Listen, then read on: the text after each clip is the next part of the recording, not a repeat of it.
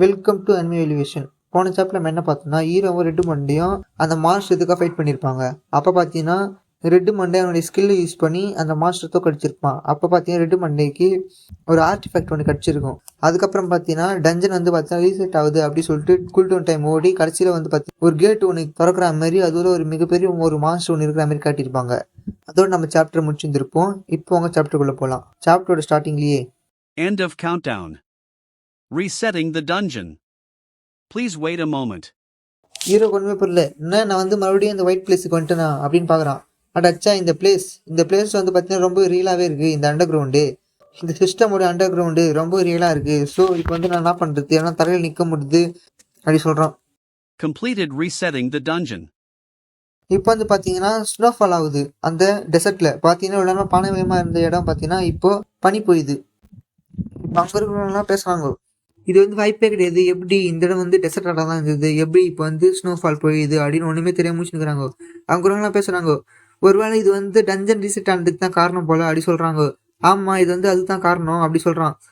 இப்போ வந்து நம்ம என்ன பண்ணுறது, இது ரொம்ப எரிச்சலாக இருக்குது அப்படி சொல்கிறான். உடனே எல்லாரும் பார்த்தீங்கன்னா வாய்ப்பு வந்து பார்த்துக்கிறாங்க. இந்த அட்மாஸ்பியர் ரொம்ப கூல் சில்லுன்னு இருக்குது, சூடாக இருந்த இடம். இப்போ என்ன நடக்க போகுது அப்படி சொல்கிறான் மேனேஜர். இப்போ மேனேஜர் வந்து பார்த்தீங்கன்னா ஹீரோவை பார்த்துட்டு சொல்கிறான், ஜாங்ராங் நீ வந்து இவ்வளோ எங்கே போயிருந்தா அப்படி கேட்குறான். ஜாங்ராங் வந்து சொல்கிறான், ஓ அது வந்து பார்த்தீங்கன்னா எக்ஸ்பிளைன் பண்ணுறது வந்து ரொம்ப கஷ்டம், நானும் ரெட்டு மண்டி தான் பார்த்தீங்கன்னா அந்த மாதம் வந்து தோக்கடிச்சோம் அப்படி சொல்கிறான். உடனே அவன் சொல்கிறான், ஓ அப்படியா, நீங்கள் வந்து குட் ஜாப் பண்ணீங்க, நான் வந்து இப்போ தான் சிஸ்டத்துலேருந்து பார்த்த நோட்டிஃபிகேஷன் அப்படி சொல்கிறான்.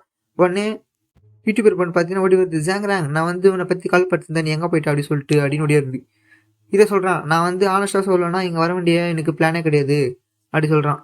அப்படி சொல்ல இருக்கும்போது பார்த்தோன்னா, ஓய் ஓய் ஓய் ஓய் நீங்கள் பார்த்தீங்களா யார் வந்திருக்கான்னு, ஜாங்ராங் வந்திருக்கான் அப்படி சொல்கிறான். யாருன்னு பார்த்தா இந்த ராயல் மேப் கில்டு தான். அவன் சொல்கிறான், ஜாங்ராங் இப்போ நீ என்கிட்ட எதுனா சொல்கிறது உங்ககிட்ட எதுவுமே கிடையாதா, எதுவுமே பேசுறதுக்கு எதுவுமே இல்லை அப்படி சொல்கிறான் எங்ககிட்ட. எது கேட்குறான், ராயல் மேப் கில்டு லீடர் ஒன்றுமே கிடையாது அப்படி சொல்கிறான். உடனே அவன் டென்ஷன் ஆகி சொல்கிறான், டேய் முட்டா பையில, நீ தாண்டா இந்த ஸ்னோஃபால் வரதுக்கு காரணம், அவேக்கண்டானவங்க மட்டும்தான் டஞ்சன் வந்து ரீஸ்டார்ட் ஆகும், இது உனக்கு தெரியாதா, தெரிஞ்சுக்கினே ஏன் வேணும்னே கேட்குற அப்படி சொல்கிறான். இப்போ நான் வந்து எல்லாருமே ஆபத்தில் மாட்டேங்கிறதுக்கு காரணமே நீ தாண்டா அப்படி சொல்கிறான்.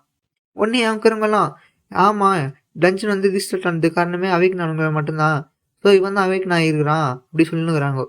உடனே அந்த ஃபேங்க தான் ஃபேங்க் பார்த்து கேட்குறான், ஃபேங் நீ வந்து அவங்ககிட்ட எதுனா சொன்னே கேட்குறான். உடனே ஃபேங் தான் சொல்கிறான், நான் வந்து அவங்ககிட்ட எதுவுமே சொல்ல அப்படி சொல்கிறான்.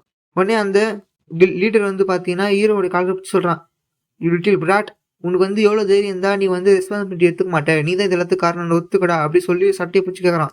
உடனே சொல்கிறான், டேய் முட்டா பையில எம்எல்ஏ கையறா, நீ வந்து எதை மனசில் வச்சுருக்கு பேசுறது நல்லா தெரியுது அப்படி சொல்லிட்டு அவன் கையை தட்டி விட்டு சொல்கிறான், உனக்கு வந்து இங்கே டெத் பேட்டில் ஃபைட் பண்ணால் சொல்லு, நான் ரெடியாக இருக்கேன் அப்படி சொல்லிட்டு அவன் ஸ்வாட சமன் பண்ணி கையில் வச்சுருக்கிறான்.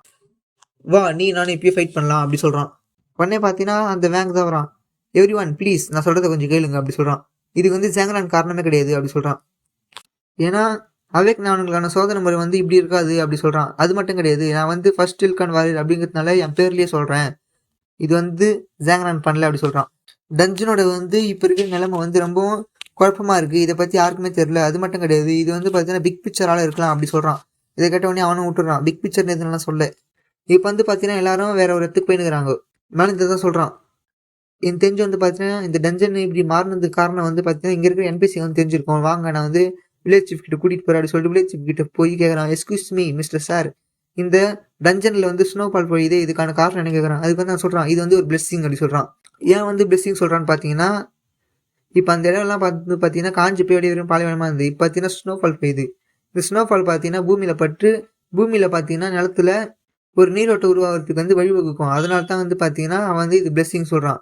அது மட்டும் இல்லாமல் வந்து இந்த ஸ்னோஃபால் வந்து பார்த்தீங்கன்னா பூச்சிங்க விஷப்பூச்சிங்க எல்லாத்தையும் வந்து உரை வச்சு கொண்டுறதுனால இது வந்து அவன் பிளெஸ்ஸிங் சொல்லிட்டு கத்தான். இது வந்து கிரேட் காட் ஆரோஸோட பிளெஸ்ஸிங்கு, இது அவருடைய அச்சீவ்மெண்ட்டு அப்படி சொல்லுறான்.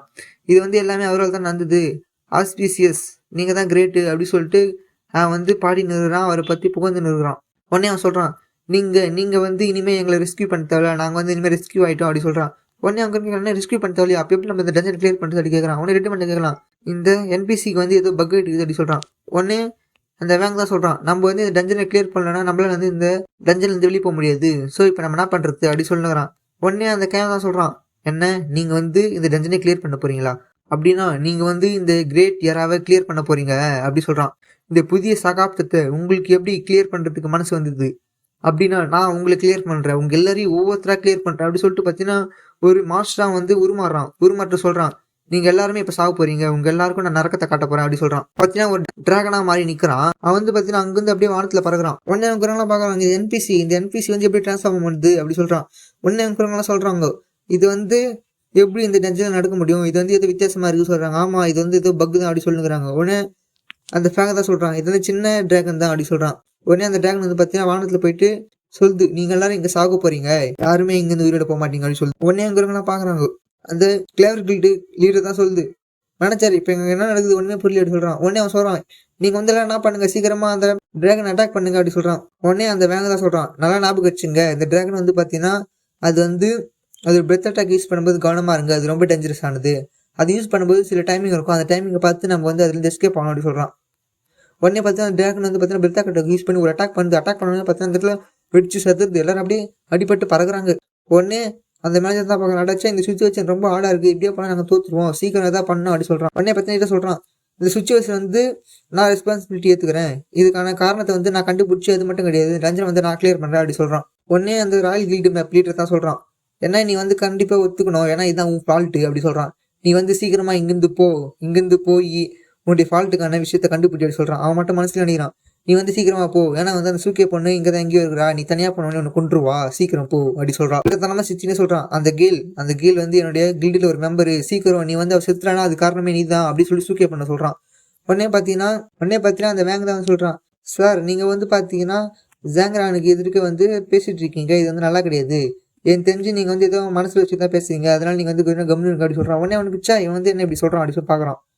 உடனே அவன் சொல்கிறான், நான் வந்து ஒரு ஐடியா சொல்கிறேன், அது என்ன, நானும் ஜாங்கரானும் போய் இந்த டாஸ்க் வந்து கம்ப்ளீட் பண்ணுறோம், அது மட்டும் கிடையாது, இந்த மாஸ்டர் வந்து பார்த்தீங்கன்னா ஃபேங் பார்த்துப்பான், அவன் தனியாகவே இந்த மாஸ்டரோட சுச்சுவேஷனை கண்ட்ரோல் பண்ண முடியும் அப்படி சொல்கிறான். உடனே அவன் சொல்கிறான், சரி நானும் ஜாங்கரானும் இங்கேருந்து போகிறோம், இது என்னுடைய கமாண்ட் அப்படி சொல்கிறான். அது மட்டும் கிடையாது, நீங்கள் ஒன்றும் வீக் கிடையாது, நீங்கள் பாருங்கள் எவ்வளோ பவர்ஃபுல்லாக இருக்கீங்க, நீங்களாம் கில்டு மாஸ்டர், ஸோ நீங்கள் வந்து உங்கள் பவர் யூஸ் பண்ணுங்க அப்படி சொன்னோன்னே பார்த்தீங்கன்னா அங்கே இருக்கிறவங்கலாம் பவர் யூஸ் பண்ணி அட்டாக் பண்ணுறாங்க. அங்கே வேங் பார்த்தீங்கன்னா தனியாக நின்று அந்த டிராகனை போட்டு தள்ளிட்டு இருக்கான். அவன் சொல்கிறான், இது வந்து ஒரு குட்டி டிராகன், அதனால் என்னால் வந்து தனியாகவே போட்டு தள்ள முடியும் அப்படி சொல்கிறான். உடனே அந்த மனுஷன் பார்க்குறான், இவன் வந்து ரொம்ப பவர்ஃபுல்லாக இருக்கிறான் அப்படி பார்த்துனுக்குறான். உடனே அவன் சொல்கிறான், இந்த பிளானுக்கு வந்து நான் ஒத்துக்கிறேன் அப்படி சொல்கிறான். உடனே பார்த்தீங்கன்னா ஹீரோவும் அந்த வேங்க வந்து தனியாக போயினுக்கிறாங்க.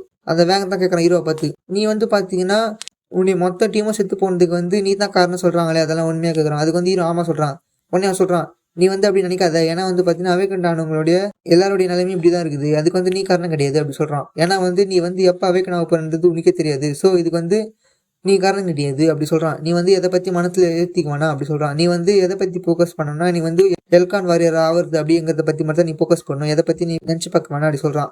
அது மட்டும் கிடையாது, சூக்கே பொண்ணு அதை பற்றி நீ வந்து மனசில் நினச்சிக்க தேவையில்ல, இதெல்லாமே உன்னுடைய ஃபால்ட்டு கிடையாது அப்படி சொல்கிறான். ஹீரோ வந்து பார்த்தீங்கன்னா அவன்கிட்ட கேட்குறான், வேங் கிட்ட, மிஸ்டர் வேங், எனக்கு வந்து பார்த்தீங்கன்னா இந்த அவேக்கு நீங்கள் பற்றி கொஞ்சம் தெரியும், இந்த சயான் கில்டு வைஸ் பிரசிடென்ட் வந்து பார்த்தீங்கன்னா என்கிட்ட சொல்லியிருக்காரு அப்படி சொல்கிறான்.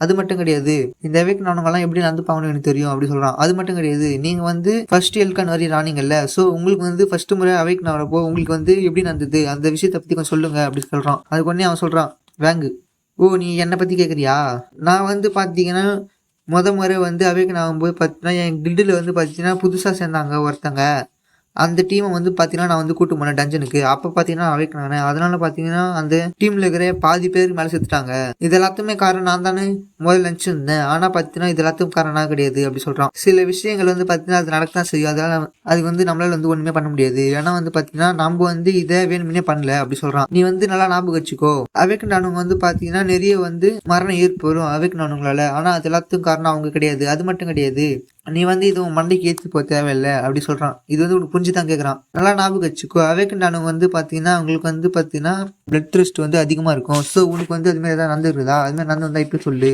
அப்படி சொல்கிறான். ஏன்னா வந்து பார்த்தீங்கன்னா அவங்களால வந்து அவங்களோட பிளட் டெஸ்ட் வந்து கண்ட்ரோலே பண்ண முடியாது, அதனால வந்து பார்த்தீங்கன்னா அவங்க வந்து நிறைய கொலை பண்ணுவாங்க, அதனால வந்து பார்த்தீங்கன்னா அவங்க ஒரு மான்ஸ்டராகவே மாறிடுவாங்க அப்படி சொல்கிறான். அதனால நல்லா ஞாபகம் வச்சுக்கோ, இதை வந்து நீ எதிர்த்து போராடி ஜெயிச்சா மட்டும்தான் உன்னால் வந்து ஃபர்ஸ்ட் எல்கான் வரையற ஆக முடியும், இல்லை வந்து நீ அதில் ஃபெயில் ஆகிடுவ அப்படின்னு சொல்கிறான். ஜாங்கரானை பார்த்து கேட்குறான், ஜாங்கரான் உனக்கு வந்து ஸ்கை டவர் அந்த ட்ரையல் மட்டும் பற்றி எனக்கு தெரியுமா கேட்குறான். ஹீரோ கேட்குறான், ஸ்கை டவரா, அதை பற்றி எனக்கு ஒன்றுமே தெரியாது, ஸ்கை டவரா என்ன விடம் அப்படி கேட்குறான்.